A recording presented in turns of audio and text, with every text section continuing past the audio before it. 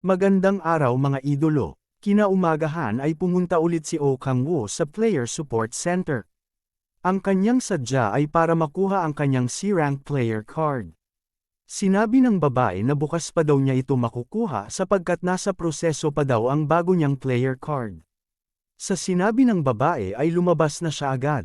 Sinabi sa sarili na simula daw nang bumalik siya galing impyerno ay hindi pa siya nakakapagpahinga.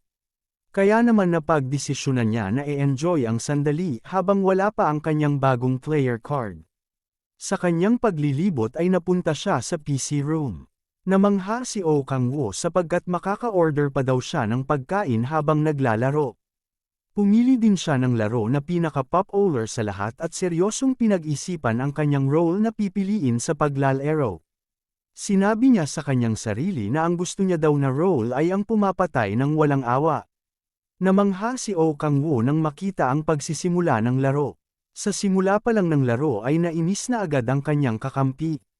Habang naglalaro ay dumating na ang kanyang order na pagkain. Habang ang kanyang kakampi naman ay pinatay na ng kalaban. Sa sobrang sarap ng pagkain ay nakalimutan na ni Oh Kang-woo ang laro. Pagkatapos niyang kumain ay napansin niya sa kanyang monitor na sila ay talo na. At sabay na narinig ang malakas na sigaw na kinagulat naman niya. Lumingon siya sa kanyang likuran at nakita ang galit na babae. Habang galit ay sinabi ng babae na wag daw siya tingnan sapagkat masama daw ang kanyang pakiramdam.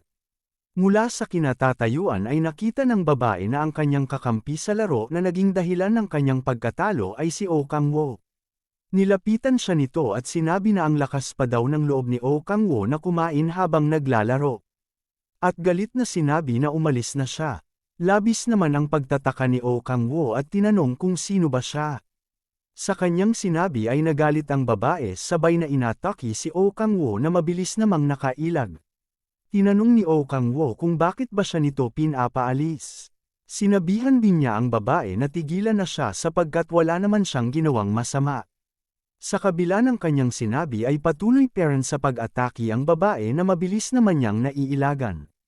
Ang bawat galaw ay sobrang bilis subalit hindi pa rin ito sapat para mahawakan si Oh Kang-woo. Sa pinakitang bilis ni Oh Kang-woo ay tinanong siya ng babae na kung pinadala ba daw siya ng Mir Guild. Ang Mir Guild ay isa sa 5 pinakamalalakas na guild. Sumagot naman siya na hindi siya miyembro ng Mir Guild. Ngunit sa kabila ng kanyang sinabi ay hindi pa rin naniniwala ang babae. Kaya naman tinanong ni Oh Kang-woo kung ano ba ang kanyang guild. Matapang naman na sumagot ang babae at sinabi na siya ay miyembro ng isa sa 5 pinakamalakas na guild. Bago pa man niya matapos ang salita ay napigilan siya bigla at sinabi sa sarili na kailangan niyang esekrito ang kanyang guild. Bigla namang uminit ang kanyang ulo nang makita niya na si Oh Kang-woo ay nagbabalak ng umalis. Dagdag pa ng babae na hindi pa daw siya nakakakita ng A-rank player na walang guild. Kaya naman pinakita ni Oh Kang-woo ang kanyang lumang D-rank player card. Nang makita ng babae ang kanyang player card ay napaisip siya na si Oh Kang-woo ay hindi talaga D-rank sapagkat kung totoo man daw na D-rank si Oh Kang-woo ay matatalo niya agad ito. Si Oh Kang-woo naman ay pagkatapos ipakita ang kanyang player card ay umalis na agad. Paglabas niya ay sinabi sa sarili na nawala man daw ang kanyang abilidad ngunit dahil sa karanasan ay mabilis pa rin siyang umilag. Dagdag pa niya na hindi daw niya inakala na papantayan siya ng babae pagdating sa bilis na sa isang pagkakamali lang ay maaari daw siyang mahuli ng babae. Ang hindi alam ni Oh Kang-woo na ang babae na kanyang nakaharap ay si Cha Yeonju, ang guildmaster ng Red Rose Guild, ang isa sa 5 pinakamalakas na guild. Gamit ang kanyang cellphone ay tinawagan ni Cha Yeonju ang kanyang kasamahan na si Park Hyun-woo para imbestigahan si Oh Kang-woo. Sapagkat ang pagkakakilanlan daw ni Oh Kang-woo ay nakakapagtaka. Meron daw si Oh Kang-woo ng D-rank player card na madaling kopyahin. Ngunit ang mas nakakapagduda raw ay kung papaano iwasan ni Oh Kang-woo ang kanyang mga tira. Dagdag pa ni Cha Yeonju ay marami na daw siyang nakalaban na nabibilang sa demonic religion ngunit wala pa daw nakapantay sa kanyang abilidad kaya naman napaisip siya na baka raw si Oh Kang-woo ay isang leader ng demonic religion. Kaya naman ay kailangan daw nila na kumilos agad dahil kung totoo man daw ang kanyang hinala ay mas malakas pa ito sa kanya. Pagkatapos niyang tawagan si Park Hyunwoo ay bumalik na siya agad sa PC room. Ngunit sa kanyang nasaksihan ay naging dahilan ng sobrang galit. At sa sama ng loob ay sinabi na papatayin niya daw si Oh Kang-woo. Kinaumagahan pagkatapos niyang makuha ang kanyang C-rank player card ay pumunta agad siya sa C-rank gate. Bago pa man siya makapasok ay pinigilan siya ng mga opisyal. Sinabi ng opisyal na hindi daw maaaring pumasok sa gate kapag mag-isa lang. Kailangan niya daw na bumuo ng party na may 5 miyembro para makapasok sa gate sapagkat ang chief troll na Boss Monster ay napapaloob sa gate. Kaya naman ipinagbabawal daw na pumasok mag-isa kapag nagpapakita sa loob ang Boss Monster. Dahil hindi siya pwedeng pumasok ay naghanap muna siya ng impormasyon sapagkat kailangan niya daw makapasok sa gate ng mag-isa. Sa kanyang paglalakad ay nakaisip siya ng magandang ideya. Mula sa likod ay hinawakan niya ang biktima at sabay na ginamit ang power of rage. Sa kanyang ginawa ay parang nawawala na ito sa sarili at sumigaw. Ang kanyang kasamahan naman ay nagtataka na naging isa din sa biktima. Sumigaw ng malakas at sinabi na bakit daw sila matatakot kung maaari naman nilang patayin ang mga halimaw. Gamit ang power of rage ay naimpluwensyahan niya ang mga player na pumasok sa gate. Sabay-sabay na pinuntahan ng mga opisyal dahil sa kagustuhan na pumasok sa gate. Ang pagkakataong ito ay hindi na pinalampas ni Oh Kang-woo at gamit ang kanyang bilis ay madali niya lang napuntahan ang gate. Pagpasok niya ay malaking desyerto ang bumungad sa kanya. Tumalon papunta sa mataas na bahagi at gamit ang dalawa niyang kamay ay ginamit ang power of observation. Ang skill na power of observation ay ngayon pa lamang nagamit dahil sa kakulangan ng demonic energy. Gamit ang power of observation ay nakita niya ang mga trolls at ang boss monster na chief troll kahit na ito ay malayo. Pagkatapos niyang gamitin ang power of observation ay pumukaw sa kanyang pansin ang mga player na pumasok sa gate.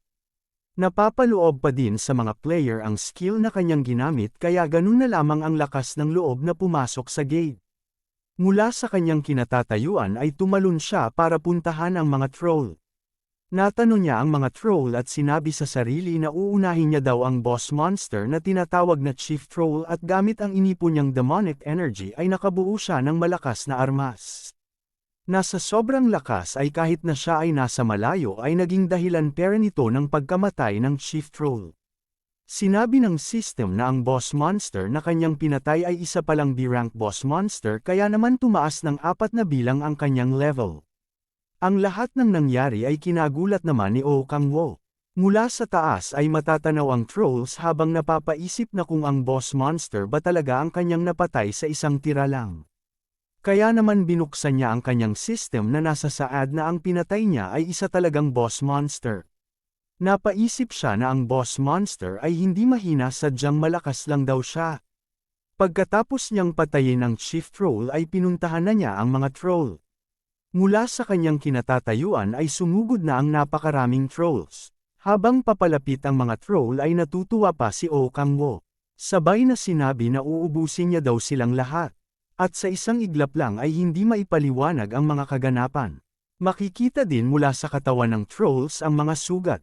Ang mga sugat sa kanilang katawan ay naging sanhi ng malakas na pagsabog. Habang maririnig ang malalakas na sigaw ay kinatuwa pa ito ni Oh Kang-woo. At sabay na sinabi sa sarili na ang kapangyarihan daw ng power of the blade na kanyang ginamit ay gumagawa ng panloob na pagsabog. Lumitaw sa kanyang harapan ang system na nagsasaad na siya daw ay nakakuha ng skill na tinatawag na Terra Blade na rank A at gamit ang mga natirang trolls ay susubukan niya daw ito. Mula sa kanyang kinatatayuan ay malaking bilog ang lumitaw na kapag naapakan ay lumilitaw ang mga matatalim na bagay. Sa sobrang takot ay napagdesisyonan na lang na tumakbo. Ngunit sa laki ng trolls ay hindi nila kayang iwasan ang matatalim na bagay. At sa isang iglap lang ay mabilis na naubos ang grupo ng trolls. At gamit ang gluttony ay nadagdagan na naman ang kanyang demonic energy. Napaisip si Oh Kang-woo na kailangan niya pa daw magpataas ng level para mabuksan ang kanyang fourth awakening. Kaya naman napagdesisyonan niya na magpatuloy pa sa pagpatay ng trolls. Samantala ang mga players naman na pumasok din sa gate ay naiinis sapagkat wala daw silang makitang trolls. At kung meron man daw ay tumatakbo ito sa sobrang takot. Kaya naman napagdesisyonan na nila na lumabas na lang sa gate. Ang mga pangyayari ay lihim naman na pinagmamasdan ni Oh Kang-woo. At para hindi mahalata ng opisyal ay lihim na sumama siya sa grupo. Pagkalabas sa gate ay galit na galit ang mga player sapagkat wala daw sila makitang shift role at sayang lang daw ang kanilang oras. Habang may nangyayaring kaguluhan ay si Oh Kang-woo naman ay naghahanap na ng pagkakataon para umalis subalit nakarinig siya ng malakas na sigaw. Sa kanilang harapan ay ang Hwarang Corps. Ang Hwarang Corps ay ang samahan na napapaloob sa gobyerno.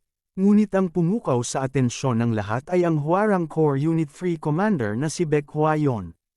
Galit na sinabi ni Baek Hwayon na tumahimik ang lahat. Sinabi niya na mayroon daw cow player na lumitaw sa D-rank gate. Kaya naman magsasagawa daw sila ng inspection sa mga player na nakakuha ng Third Awakening. Nang marinig ito ni Oh Kang-woo ay kinabahan na siya. Sinabi sa sarili na kailangan daw niyang makaalis nang hindi nakikita ng Hwarang Corps.